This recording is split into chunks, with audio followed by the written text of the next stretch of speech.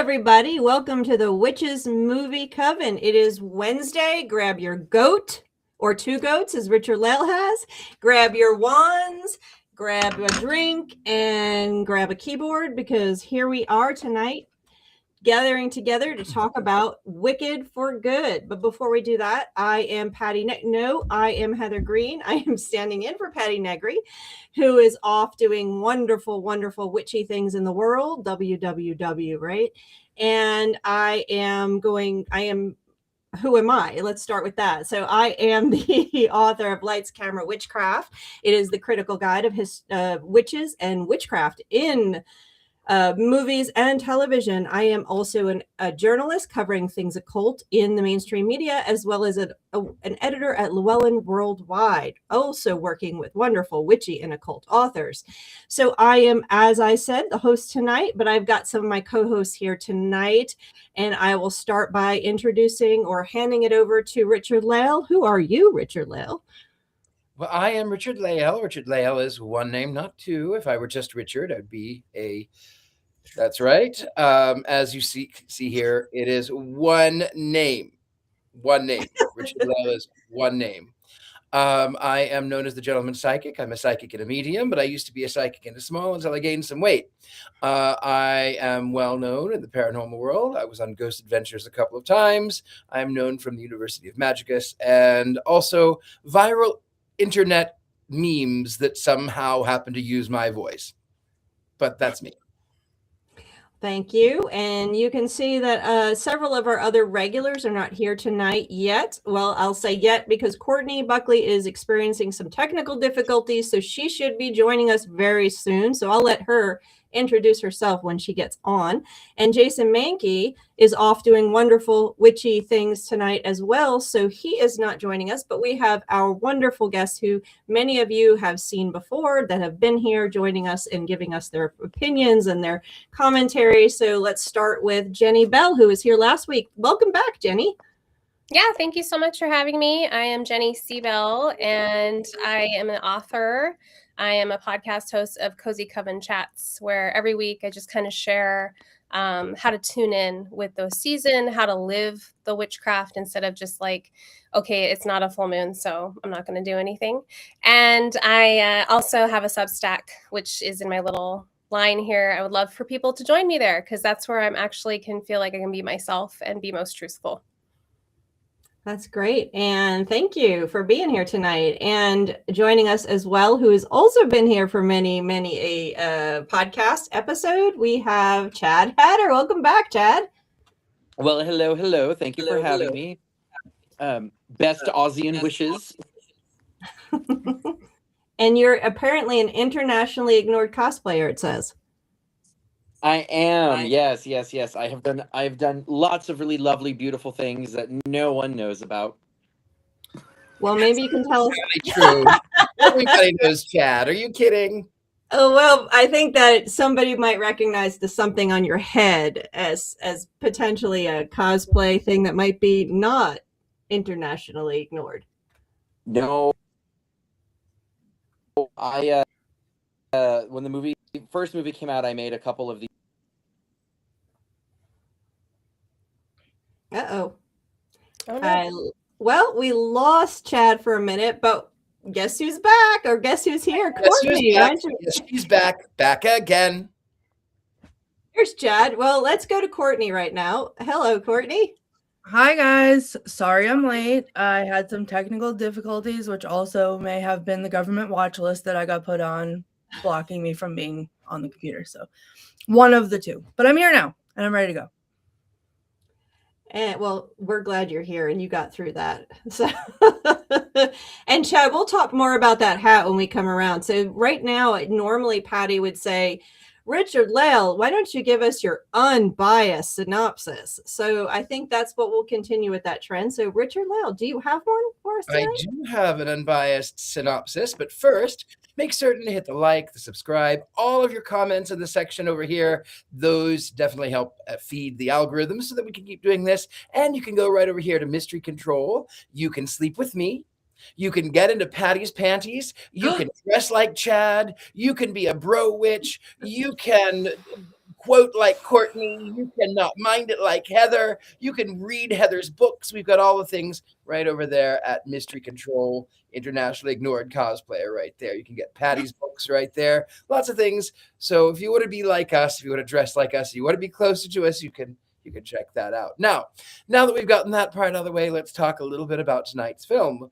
We are doing Wicked for Good, which is the part 2. It is not a sequel per se. Sequels oftentimes feel like that they are afterthoughts. This one was not an afterthought. This one was part 2 of a 2-part movie, though I hear that they may be doing another version, another part of the series. That being said, so here's the story about how my life got turned upside down.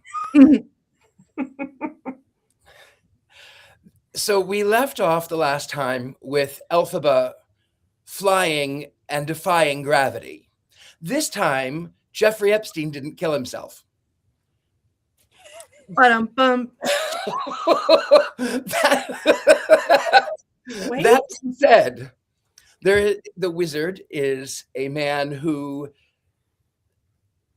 has no power and has somehow formed a cult of personality. And he has convinced everyone that he alone can fix it. And he puts people in cages, and he creates barriers, and he has bans that these beings are not allowed to travel or to be seen, or that they have to have their papers. And thank God it's fiction. Yep, right, fiction. And then through the aid of propaganda Fox host, Glinda, they find out that, of course, she's that beautiful blonde North Korea woman who says everything is great, everything is wonderful, the leader knows everything. And then, of course, she finds out that that's not true, and that she no longer can actually hide behind the mask of good. And so, with the help of Elphaba, of course, has gone on to sort of fight the wizard, because she's found that the wizard is nothing but a fraud. And along the way, she is using her magic, trying to do for good. But meanwhile, Dorothy's house flies through from Kansas to Oz, and then that's the side story. And so in this one, she encounters the Tin Man because he needs a heart, and she turns Fiyero into a scarecrow so that he can be preserved. And then, of course, in the end, Dorothy splashes the Wicked Witch of the West with a bucket of water. And, of course, Glinda is absolutely devastated. The wizard goes off, because that's what narcissists do. They don't care what they've done to the rest of the environment of the country, or whatever it may be. And then, as it turns out, that the Wicked Witch didn't melt. She didn't shrink. She was merely in a trap door, and Fiyero comes to rescue her.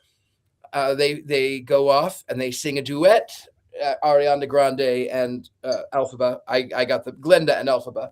They sing a duet from far away, and Glinda actually becomes Glinda the Good. She actually really is good. That's it. Thank you very much for that very unbiased synopsis and extremely clear, detailed analysis of the plot. And at this point, I will step in to give some more facts and figures.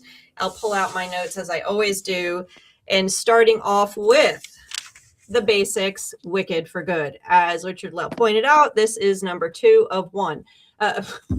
Number 2 of 2.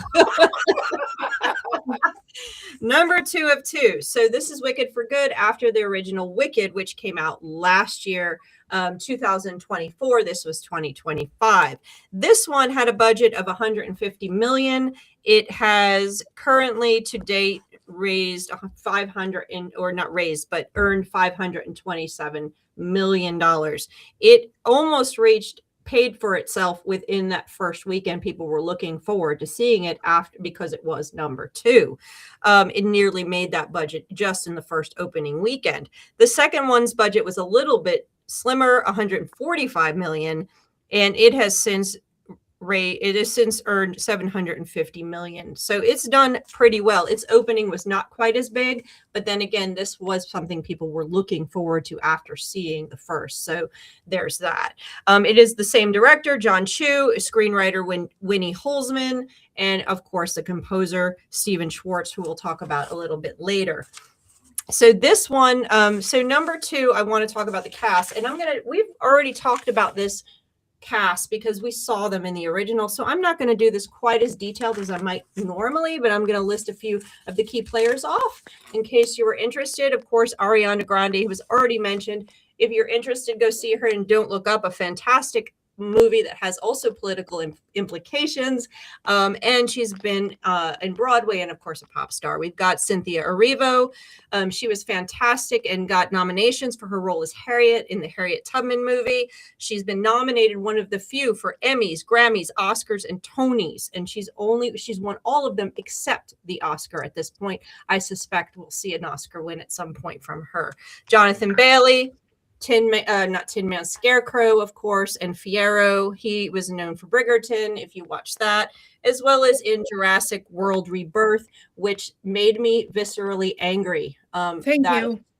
Yes, thank you. That's another conversation, Courtney. That movie made me viscerally angry. Yeah, we'll talk about that another time. But yes, that is Jonathan Bailey. We've got Ethan Slater.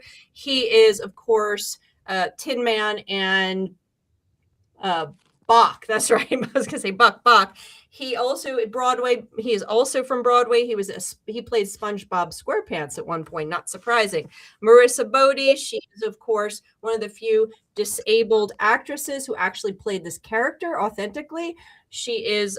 This is what she's most known for. Jeff Goldblum. I don't know that we need to talk about what he's done. He's been around since the 70s. Of course, also a Jurassic Park fame. We'll talk about that and a number of other things. And I just recently revisited a movie called Nashville from the 1970s. He's super, super young. Highly recommend the movie. And you'll see a very young Jeff Goldblum with no lines, but he's there.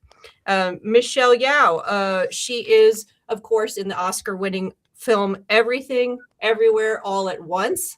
And a number of other things. She's a fantastic actress. She's been a ton of things. I always remember first seeing her in Crouching Tiger, Hidden Dragon, but she's been in all kinds of things. Very versatile actress. Other shout outs go to, of course, Bowen Yang, who's returned in a smaller part, and Peter Dinklage.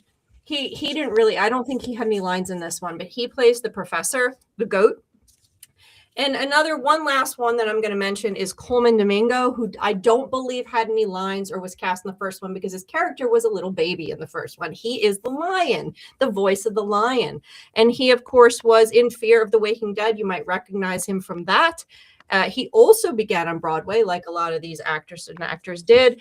He also won he had an Emmy for 4 seasons. He got an Academy nomination for his role in Rustin, which is a biopic. So another versatile actor with awards and accolades, and also starting on Broadway. So those are sort of an overview. Now, the next thing I want to talk about is the origins really quick, because it's not often that we have a movie that has this deep and a web of origins and so deep in our cultural history. So Wicked, this movie, is the second of 2, as I already said, and as we've said. It is based on a musical, the musical Wicked the musical, which came out in 2003 originally. Fantastic, successful musical. That musical was based on a book that came out in 1995, written by Gregory Maguire. There it is, Wicked, The Life and Times of the Wicked Witch of the West. Now, that book is a spin-off based on inspiration from, of course, we would say, the Wonderful Wizard of Oz 1900. However, and this is where I'm going to get a little bit nerdy on you guys, is that actually the 1939 movie The Wizard of Oz has since in our cultural zeitgeist become almost more powerful than the original book. The book is the origin, but the movie has overtaken that. Now, the book has gone out of copyright. So we can base stuff off of it. We can use what's in that book. We can use the origin stuff, the silver slippers and whatever. We can't use the stuff specifically from the movie yet because it's not out of the copyright. It will go into the public domain, I believe, in 2035. That's the movie. That's going to be crazy when that happens, you know.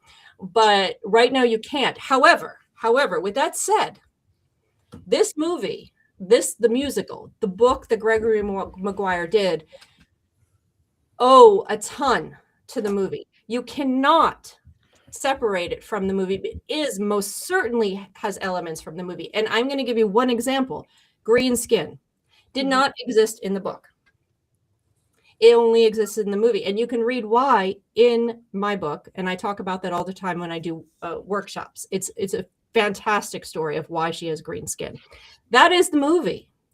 Another element is 2 witches. The original book had 4. The movie had 2. The movie was the first to create that dichotomy of good versus evil that we're really exploring in this. And that Stephen Schwartz explores in the musical, that Gregory Maguire is asking questions about in the book. So the movie is not, this movie is not absent. It does rely heavily on the movie, as 1939 movie, as well as the book. So those are the origins, and that's a whole conversation in and of itself. So now let me talk about Stephen Schwartz real quick. Stephen Schwartz is the composer. Stephen Schwartz's musicals are, you've known some of you if you've been into musicals, but also into movies.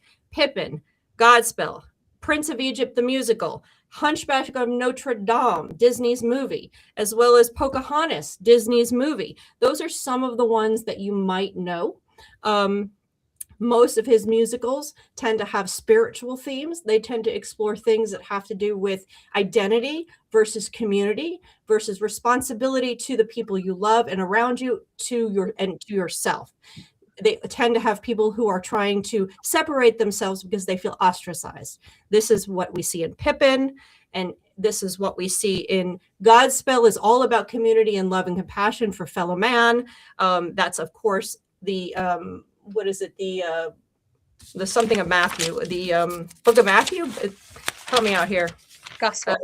Gospel of Matthew. Thank you. Pippin, they have a lot of magic to do. It has to all do about Charlemagne's son trying to figure out who he is. You have searching for who he is. Pocahontas, we have the same thing. She just wants to know what's around the river bend, but yet she wants to be part of her family. And you have that over and over, Hunchback of Notre Dame, etc. This is the themes, and he's been asked about it. He says religious and spiritual stories are not something he seeks, but they seem to find him. It's something that he just explores. But he has not specifically said what religion he is or what that means to him, but it seems to come to him. So he's an interesting, if you like this time of music, it's definitely someone to explore. And I will say Pippin is probably one of my, if not favorite musicals ever written. Of course, Fosse was part of that, so that's part of the reason why. And then we'll talk about themes.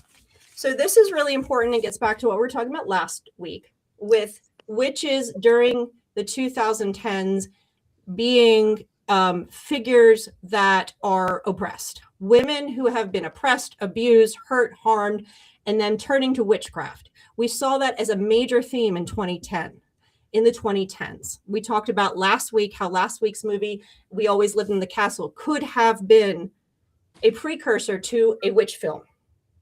Absolutely 100%.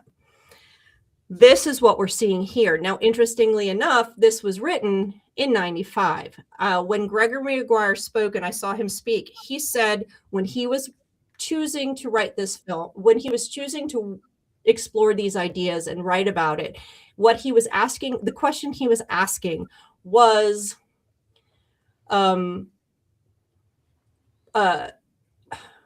What does it mean when people are labeled wicked? What does it mean when a society labels a group of people wicked? What does that look like? And why does that happen? And of course, in 1995, he was exploring, it was during the AIDS movement. It was during the backlash to the gay community. He himself is gay. So this was something very personal to him. He was trying to figure out why people are labeled wicked in certain communities and how that works. This is what he was exploring. He spoke about this very personally on the stage. It was fascinating, but you can see that coming out. And now when the first movie came out last year, lots of people complained that it was too political. And this is where I'm going with this. And my response to people's complaint was always like, read the book. Because the book is political. Witchcraft is political. And so this movie, more than the musical, because when people see the musical, it's not quite as pronounced because it's a shorter span of time and you're on the stage and it's not, there's not as much detail, because it can't be. It wouldn't have been a good musical if it had been. But this movie captures more of the book. These movies capture more of the book. So this second edition has more of those themes, and you see them. And you see these themes, I think already Richard-Lael mentioned them, and I wrote a few down that are interesting to look at. You, of course, have fascism, repression, propaganda, manipulation, bullying. The musical was used as a part of anti-bullying campaigns during the 2000s. They used Elphaba as that. You have silencing dissent. You have themes and symbols of all of this happening. And I'm going to read one quote to you. And I apologize, Courtney, now if it's one of yours, but I'm going to read this to you, and then I'm going to say, let's move on, because you can take it or leave it, or you place it where you want. But the wizard says, I can tell them that I've been lying to them till I'm blue in the face, but it wouldn't make a difference. They'll never stop believing in me. Want to know why? Because they don't want to. He says, it's the thing that they'll hold on to. So I want you to take that quote. Now, it's interesting that we can look at this stuff that's going on and apply it to what can be done on Fifth Avenue and nobody's stopped voting for you. The stuff is there. It is political. It was political in 2003, and it was political when Gregory Maguire first wrote the book on purpose. And I'll leave it at that. So who wants to go first and talk about how much they love or hate this movie? You're laughing. So that's like a really strong question. I was going to say that I did read the book. My mother-in-law actually gave it to me, and we read like the first 4 when they came out. And then I took her to see the play in the Pantages. And we were like totally shocked, because it was like the book is so dark and so gritty and tragic. And then we went and saw the play, and the play was like super uplifting and really beautiful, and just like different in their own ways, like equally as powerful. I actually took a group of students, and I had several queer students in the audience with me, and just coming up afterwards with tears in their eyes and just feeling like seen. And that was so powerful, like as a teacher.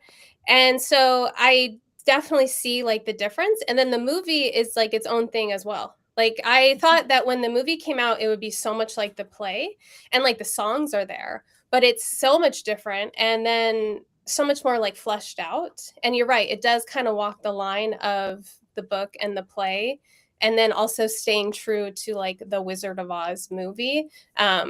It's very, very interesting. I definitely would like to hear everybody's kind of point of view on the good versus wicked, and like Glinda versus the Wicked Witch. And like because we kind of touched on it last week when we talked about the other movie of like the roles that women play. So it's like Glinda feels like she has to wear that mask of good in order to be like seen as a woman, to be heard, to be able to be respected. And then Elphaba completely rejects that, and then in turn inspires her, which I think is really beautiful. I'd love to hear everybody's kind of thoughts on that. And it's going dark because my cat is on the light.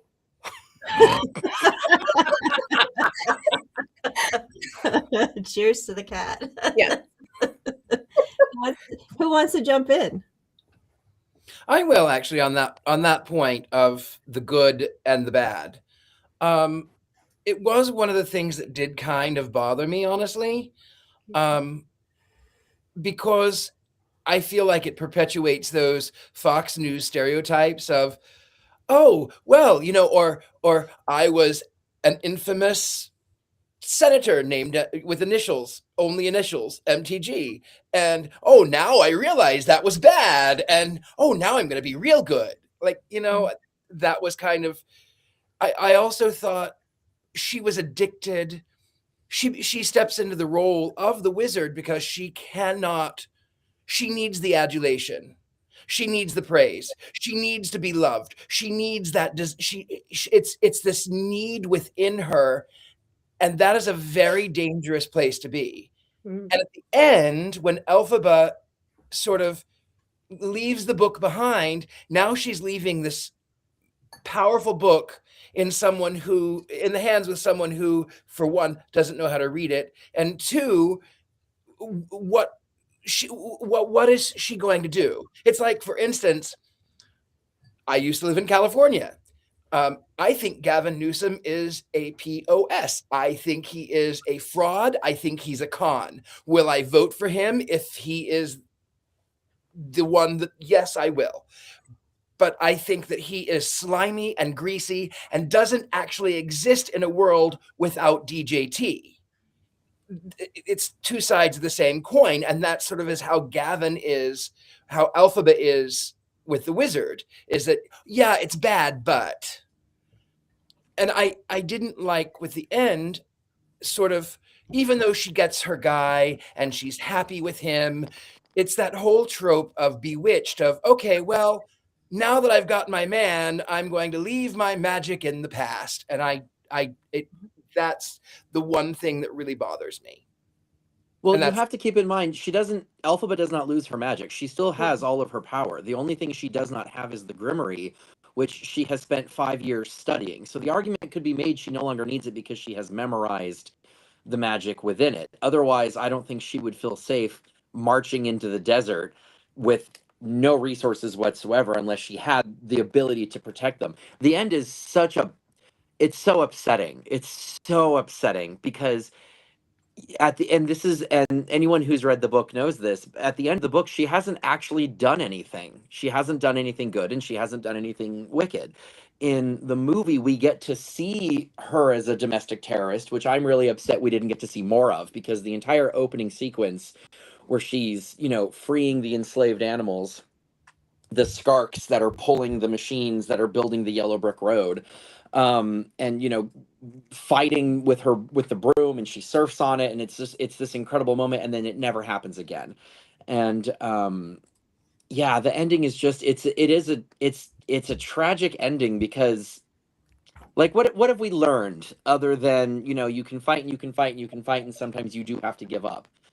It's such an upsetting ending, and I if it was me doing it, I would have done something with it where I would have had, before Elphaba leaves, I would have had her set some kind of machinations in motion that topple the wizard's regime so that she achieves something, because she doesn't actually achieve anything by the end. And the other thing that's really upsetting too is we get to see in No Good Deed where she finally snaps, and then it just cuts to, song, scene, and there's no payoff for that moment where she decides to actually be wicked, and then it doesn't go anywhere. So the whole end of it is just, it's a bit of a bummer.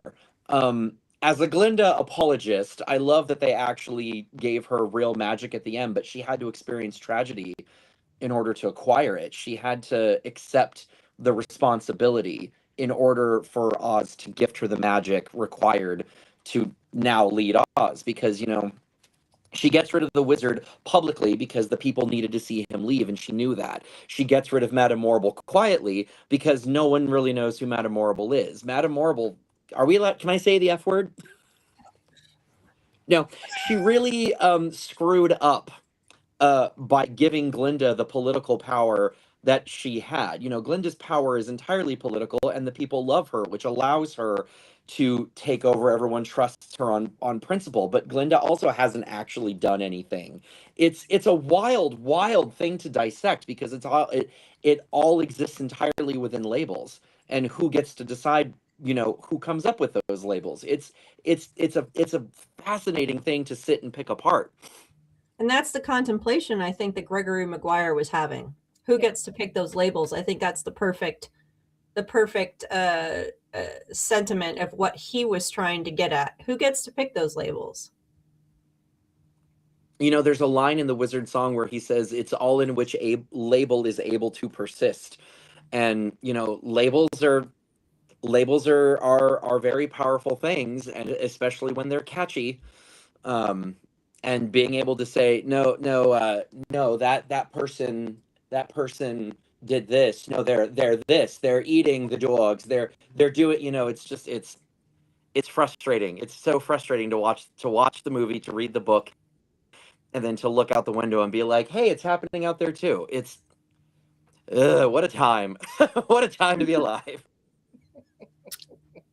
Well, if we can all take a page out of Elphaba's book, like I have in the beginning of the movie, and just become domestic terrorists, because I'm pretty sure that's the watch list that was preventing me from logging into my email earlier.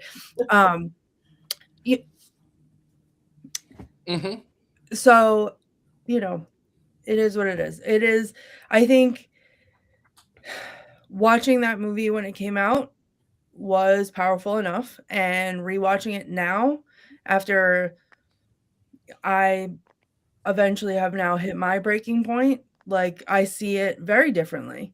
And you know what? I totally see, Chad, where you're coming from with how unsatisfying the ending is, but then that also makes me feel inspired to not have the same one. To do things, to make a difference, to do something, and find that thing, whatever we can do. Because you know what? We have magic too. And it might not be, granted, the freezer spell I did a couple weeks ago, partially maybe that, but also, like, humanity and the refusal to sit down and, let human beings be treated the way that they are. And if that makes it so I can't get in my email, then so be it. But I think that when I saw this movie, I liked it better than the first one. And I think there was a whisper of that in me already when I watched it. I am a much bigger fan of the stage performance than I am of the movies in total. Weirdly enough, and I was expecting to be a snotting, sniveling mess after both movies, I didn't cry at all. The stage show, on the other hand, was the first time I had seen Wicked. I'm sure I've told this story on here before, but I was not warned. The only thing I knew about Wicked was like the general premise of it, and then the song Defying Gravity, which I could never hear without sobbing, just because it's a stage show and I'm so proud of everyone. I don't even know them, but I'm so proud of them. And I was unprepared for the fact that it was at the end of the first act, and that immediately upon finishing Defying Gravity, that the lights would come on. So everyone in the whole theater saw, like, just things running out of every orifice on my face. And it was probably the most embarrassing day of my life, but worth it. So yeah, you didn't cry during for good? Nope. No. Bawling. I was bawling. I lost it completely. I don't know what it is, genuinely, because like I went into this expecting to be hysterical. Both movies. I thought that I would be a sniveling, hysterical mess. I don't know what it is. I almost feel like I don't feel connected to the characters in the movie like I do in the stage show. I feel the same. I've never read the book, so I don't have any opinions on that, but there's some disconnect for me for the movies. And it's not that I don't like them. I love them, but there's some disconnect for me with the movies that is not there in the stage performance. And I did not cry. And maybe I cried mostly. I'm sorry, I didn't mean to interrupt. No, I just said maybe I have no soul. Maybe that's what that means. To be fair, the last time I watched Titanic, I also didn't cry. So I didn't that's cry a at the warning. Titanic. That's a warning. I don't cry at Titanic. I do every time, every single time. Not the love story part, at the real story part, when they're like kissing their children goodnight, knowing and putting them to bed, knowing that they're I can't. I'm inconsolable at that part. Jack and Rose, get over it, okay? You like, I don't care if it's a buoyancy issue or not. That door was big. Whatever, it doesn't matter. Not the point. I'll never let go, Jack, as I'm letting go. Like, please, goodbye. I love that movie. I eat it up, but like, it's the real people part. So I don't know what it is about these movies. I thought I literally brought tissues. I was sure of it based off of how I reacted after the stage show. And I did not shed one single tear. And I think that means that, like the Grinch, my heart shrank 3 sizes. No. I cried. The part that I cried the most on was when she's singing about it's home and it's only rock and dirt and it's home and there's why should we give it up? And for me, this one is really hard because it's going to make me cry again. On my mother's side, we have been in the United States before. We've been here for thousands of years on my mother's side because she was Cherokee. On my father's side, we've been here since 1683 when we fled the tyranny of a monarchy in France. And for 1 solid year, I have had this panic attack and feeling like I need to run, I need to go, I need to get out of here, I want to leave. And isn't it worth fighting for? Isn't it? Why? It's just dirt and rocks, but why does it feel like home? Because there's no place like home. And that's where I lost it. That song is, it's interesting because they wrote 2 new songs for this movie, and neither one got nominated for the Oscar. But No Place Like Home is a very interesting song to hear fans of Wicked talk about, because I was very fortunate that I was invited to a preview screening, and I dragged my sainted boyfriend, who is a normie. And so you can imagine what he has to put up with. And I dragged him with me, and I'm losing it next to him. And that song started, and it's so interesting to see Elphaba be vulnerable and watching her process it, because a lot of fans hated that song because they're like, no, we can't go from Defying Gravity into No Place Like Home. Like, why is she being sad? We don't want this. And it's like, no, she's allowed to have these emotions. Women are allowed to have these emotions. People are allowed to have these emotions. And my poor boyfriend just is watching me just sob the entire movie. But that song got him to tear up a little bit. And I was like, okay, he does have a soul.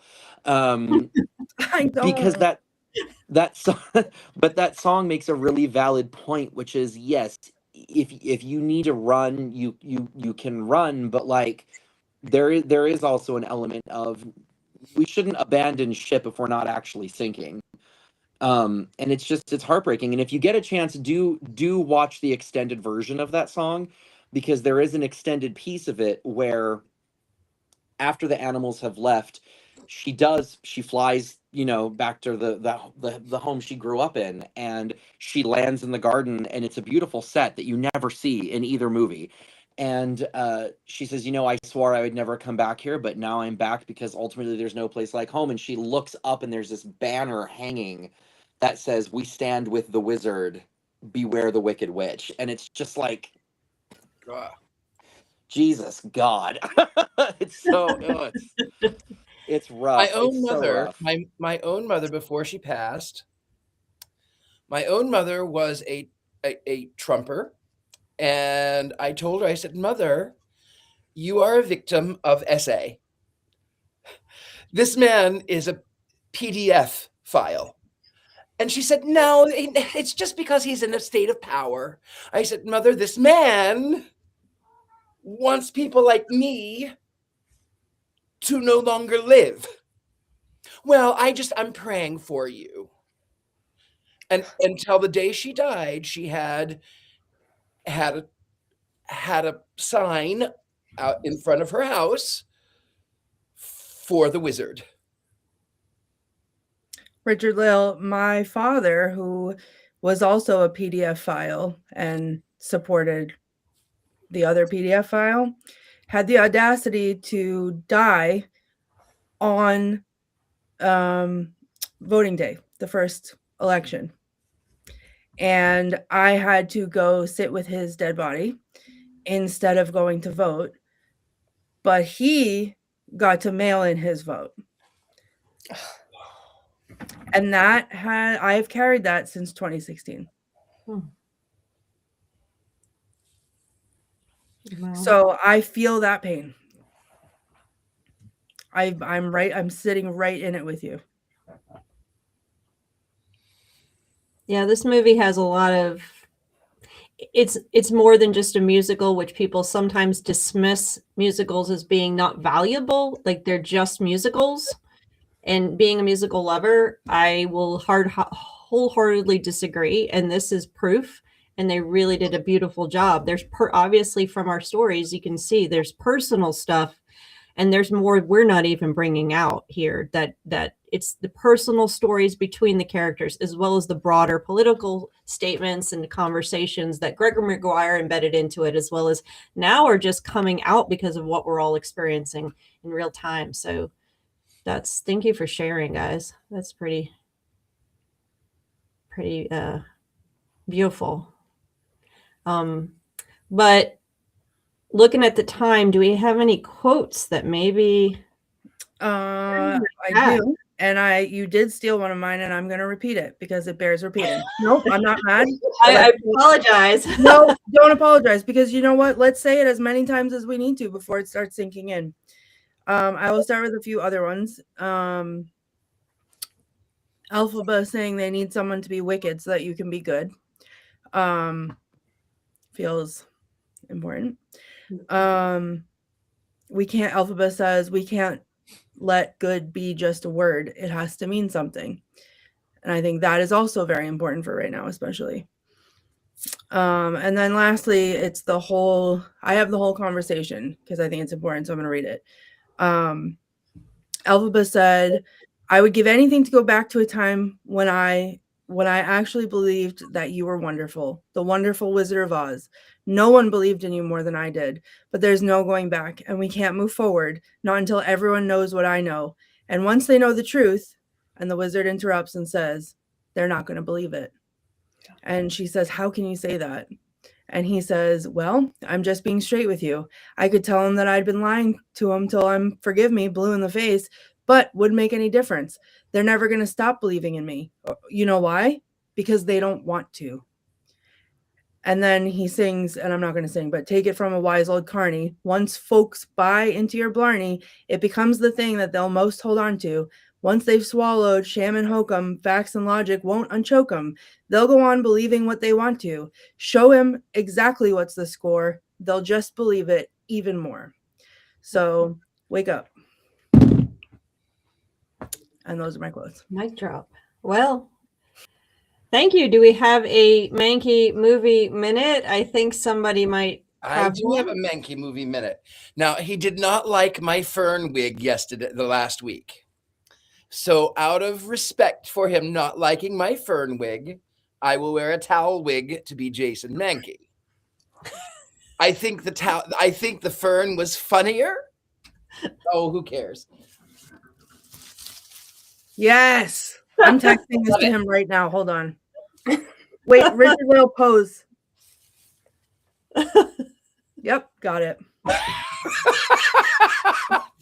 For anyone who did not watch last week, we had the fern last week as well. So we had the fern last week. And I thought, you know what? I'll do a towel this week, but the towel is not. It doesn't have the golden locks. And since I'm green, why not? Jason Mankey-ish. Yes, that's right. Okay, let me do my Jason Mankey. So here's the thing about tonight's movie. I didn't know what I was going to do because on one hand, it's a musical and people just don't walk around singing all the time. I mean, I don't know, Richard-Lael might. I know Heather Greene does. I know Patti Negri might. Courtney Buckley might as well. But people do not just go around singing all the time. That being said, I think that this film strikes at the heart of humanity, and it shows us that people cannot be treated as animals. Sentient beings are sentient beings. And when you have home, it is your home. That being said, I am vocal on all of my social media pages because I feel that I owe a thing to be wicked for good. And as a witch who wrote 10 books, I use my witchcraft for good. That's about it. Witchcraft for good. That was terrible. It was terrible. Last week's was better, but it was funnier last week. Oh, I have another quote actually that has nothing to do with this. Well, it's not from this movie, but feels like it's very topical. And it's based off of, I think, a proverb. But it says the best. I've been seeing this go around, and I feel like it bears repeating, but it also maybe goes hand in hand with this. But it's worth talking about. The best time to take action was 20 years ago. The second best time is now. So, just to share. Thank you. I think, Chad, I see you're about to talk. I was going to ask you about the lovely thing above your head, not your hat. Okay. But you could share what you were about to share. Sorry. I just was going to say this has been a very heavy conversation, and I have another really heavy thing I want to add to it. And then I had a second thought about it, and I was like, maybe I should try to make things a bit more lighthearted for just a moment. And I was going to talk about all the pretty dresses in the movie. But no, the thing that I just took down off the wall, because I know we're going to have to display wands and cackle in a minute, is I have Elphaba's broom, and it's so big I can't show the whole thing. So give me just a minute, and I'll Vanna White it as best I can across the screen. And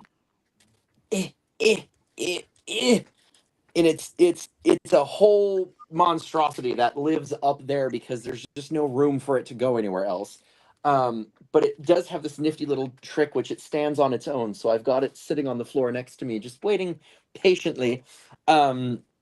Now, I did want to say, did anybody have any favorite costumes they wanted to talk about real quick? Because usually I'm brought here to talk about costumes, and we haven't done any of that. So I feel like I'm betraying my principles. Talk about the hat, Chadwick. Okay, so this is a replica of Elphaba's hat that I made, it's all hand-stitched. It's micro-pleated chiffon. It's 7 pieces that kind of all fit together to create the hat. It's actually signed by the director and the costume designer on the inside. And I chose to line it with pink because I figured since the hat was made by, Glinda's grandmother, there'd be an element of Glinda in it. And this is the hat specifically from the first movie, because the hat in the second movie gets bigger and she looks more like Margaret Hamilton in her silhouette. So that's that. And then I know producer Rob asked me for photos, and we haven't used any of them yet. So I did also just want to throw out, I've replicated a bunch of the costumes. That's Elphaba's coat. That's the male version of it on my buddy Logan. And then there's the two of us as Galen the Good and Elpha Bro. I'm living for this. This is from WonderCon last year. That's my friend Shannon as Elphaba, my friend Felicia as Glinda, and then one of their friends came as John Chu. So he's actually cosplaying John M. Chu from one of the photos that was in Variety. And no one got that that's what he was, but it's a good time. This is from before we knew what the hat looked like, and we were just going off of really grainy paparazzi photos. So we knew it had some kind of lines on it, but we couldn't figure out what it was. And so I thought, wouldn't it be interesting if it was this kind of cork braid that started in the back and then spiraled up? And so that was how the first hat was made. And then that coat is several 100 strips of fabric sewn together. So all of those lines you see are individual seams to create the textile that then gets cut into the coat. And then we also did flying monkeys. Now, our flying monkeys are absolute eldritch horrors, as you can see. They're based off of the ones in the Broadway show, but the faces are sculpted to look a bit more simian, I guess you could say. But that's our Madame Morrible. That's Richard-Lael and I's friend Veronica as Madame Morrible, and our friend Rusty as the Wizard. And it's been a lot of fun taking these characters to different conventions because little kids see Elphaba and they squeal and go running up. They're not afraid of her. They go running up to her and they want to hug, and it's really, really, really sweet. Plus, I mean, when you've got those monkeys flanking you, I mean, heavens. Beautiful. Wow. Well, I guess that's amazing work, and I don't know who my favorite dress was. I can't even, like, I was so focused on the music and everything and the whole thing. I'm not sure. I have to go back and I'll get back to you on that chat from myself on which is my favorite dress. Wow. Anyone else? Favorite dress? You should show your wand. You should show your wand, because you didn't show that, and this is the one where Glinda gets her wand. Yeah. Look at this. Is that not? That's amazing. It's very time consuming to make. I don't know if you can tell, but these are all Swarovski crystals that are on it. Very, very time consuming work. And then this is the end with the finial. It's a little pink bauble with more crystals. And again, this is the slightly scaled up. I call it the man version because this is the one that I carry around. So the star is a little bit bigger, but it looks more dangerous than it actually is because these are all flexible. Oh, wow. So they're not glass. They're plastic. It does break if you drop it though. We learned that the hard way when it got snagged on a drag queen during a performance and was flung across the room. But yeah, so my poor roommate has to deal with brooms as an invasive species and now wands as well. And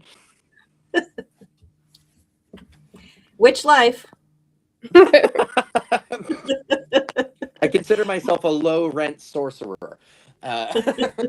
Low rent. Well, I think it's time actually that we need to start to vote wands up or wands down on Wicked for Good. So let's have it, everybody. Wands up or brooms I don't have a broom. I have a feather duster. Broom, wands up. I'm doing tentacles up. I don't know if anyone can see that. Tentacles. Oh, wow. That's Jenny, is that sort of sideways? Are you... Yeah, so I'll be honest, I didn't like the first movie. And then I wasn't super excited to see this one. And then I think about like rewatchability. Like it's a full wand up if I'm going to watch it or like force other people to watch it. I don't know if I would do that, but I appreciated it. So I will give it a half. I love the critical Jenny Bell like wand choice. Like I love that there's a system. Yeah. Is that an up or a broom down? Because Chad, we can't tell. The thing's so big. It's supposed to be up. I'm holding it upside down though, only because I think the brush is more spectacular. I've turned my phone sideways though because I wanted to read what the comments were saying. But yeah, definitely broom up. Wands up. It looks like we have wands up mostly in the comments. Wands up. Even if it was a musical, says Colin. Yay! Mm-hmm. Wands up for musicals. I think mine wavers. I don't like the ending, but I feel that, Richard, though. I don't know. Maybe I'll dust the corners. Okay. Well, I guess that's it. Anyone else have anything to say about this movie? Or the first one? No? Okay. As Chad puts the broom back in its place. I think the next thing is seeing if anybody has anything really exciting going on over the next couple weeks. Next week? Oh, next week. That's right. We are doing Labyrinth. Labyrinth. No, it's not Pan's Labyrinth. No, it's Labyrinth from the 80s, from 85, I believe, or 86. Oh. Chadwick wants to be invited back next week. Chad, I will not be one, pretty please. I will not be here next week. If you would like to fill in for me, you're welcome to. I will be more than happy to check my soul at the door and just come right. I can absolutely in a heartbeat. I love that movie. I have a confession. I have never seen it. Wow. Oh, we're going in the freezer. I think we're going in the freezer. Oh, Chad's taking you to the freezer, Richard-Lael. This is my favorite part of every time Chad's on is when we go in the freezer. I have Yep. not seen a lot of pop culture movies. You know why I haven't seen a lot of pop culture movies? Because they're not the Addams Family or the Killing Tree. There you go. Thank you for the We killing. are now in the freezer. How did our freezer feed get cut? Because we need to see when we come out of the freezer. I need the freezer feed. I live for this. I know. That is why there's not very good Wi-Fi in the freezer. Oh my goodness. There's not good Wi-Fi in the freezer. Our kitchen is a dead zone for internet. And so normally when I'm on the show, I'm at our friend V's house, and her house gets great reception. So I can throw you into the freezer and you're fine. But oh no, not here. Hey, Chadwick. The rash. It's gone. It's gone. What else? So how are we gonna bring up Labyrinth with David Bowie and all he's got going on, and also a rash in the same sentence? I'm concerned. Yeah. No, because it's the Addams Family. It goes back. Oh, okay. Okay. Chadwick, news. The rash. It's gone. See, it's the Addams Family. It's the Addams Family. So on that note, does anybody have anything going on, Courtney? I do. I don't know if we still have the graphic, but we are coming up, and this is why I won't be here next week, but we're coming up on the the Anti-Valentine's Day tour, my tour baby. So you can head to salemghosttours.com to purchase your tickets. It is back and more bitter than ever. The Anti-Valentine's Day tour is the only after dark trolley ride exploring romance gone wrong in Salem's twisted history. It returns gothier, gloomier, and laugh your guts out funnier. Come be miserable with us during the first 2 weeks of February. Whether you're on a solo date, trying to impress your new ghoul friend, unhappily married, or having a single witches night out, it is the perfect pity party. It's perfect for couples, singles, exes, thruples, divorcees, friends with benefits, friends without benefits, and hockey rivals with sizzling hot romantic tension. And I got to preview it last week. We have the guides that we're sending out. They did an amazing job. It was so fun. So I know that they're going to do a great job this year. And if you buy your tickets and you show up, you may just see a familiar face. So keep that in mind. Again, salemghosttours.com, and it is running until the 15th. Yay. Thank you, Courtney. Anyone else? Yep. Jenny?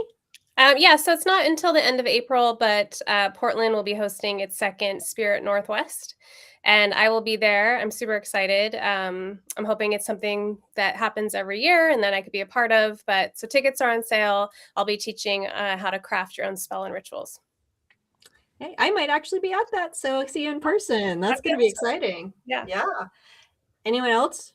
I'm easy to find. I'm the Gentleman Psychic. I'm everywhere. I do seances here in my witch castle in New Orleans. I also do readings in person. You can catch me all over. I'm really easy to find. Chad? You can find me on all social media as Chad Hatter. I don't really do much TikToking anymore, but I'm all over Instagram. I don't have anything really coming up. I will be performing on Friday night in a sketch comedy show at Gallifrey 1, which is the Doctor Who convention. The show is called The Idiot's Lantern, where I play the Sixth Doctor. But that's really, unless you're going to be at the convention, I don't know. I don't know if anyone will know that that's happening, but that is going on Friday night. And yeah, I don't really have much else going on. Just making hats and being loud. That's good enough. That's a lot. And I am going to be in 2 weeks at Sacred Space, which is one of the biggest pagan conferences of the year. Sacred Space and is joining with Between the Worlds. It's in Maryland. I think we have a graphic for that. Hopefully it'll pop up soon. And I also am going to plug where Jason Mankey is going to be, because it is the other. There you go. Sacred Space Between the Worlds. That is in College Park, Maryland, in 2 weeks. And at the same weekend, we have Convocation, which is, I believe, the longest running and biggest of the conferences. And Jason Mankey will be at that one. And then Patti, Jason, and I will all be at Paganicon, which is another one of the big conferences at the end of March. And we'll have more on that one in future shows. So I guess, is there any, I just got a pop-up information. Patti Negri is right now live. And hold on, it disappeared. So Winchester Mystery House. Thank you, at the Winchester House. So she is live doing that right now. And I know Patti has lots of things going on, and I'm sure that is on her website. If you want to know, there's the website. You can find out where Patti's going to be. And I'm sure when she returns to us next week, she'll give us the short synopsis of everything that she did tonight, as well as Jason. So I guess we are at the end of our show, and there's only one thing left to do, everybody. I guess we have to do the Wicked Witch of the West cackle. Are you ready? Chad? Hey, we're back in the freezer. Bueller. You might be Bueller. Well, are you ready, everyone? We'll wait. Chad can join us later. 1, 2, 3.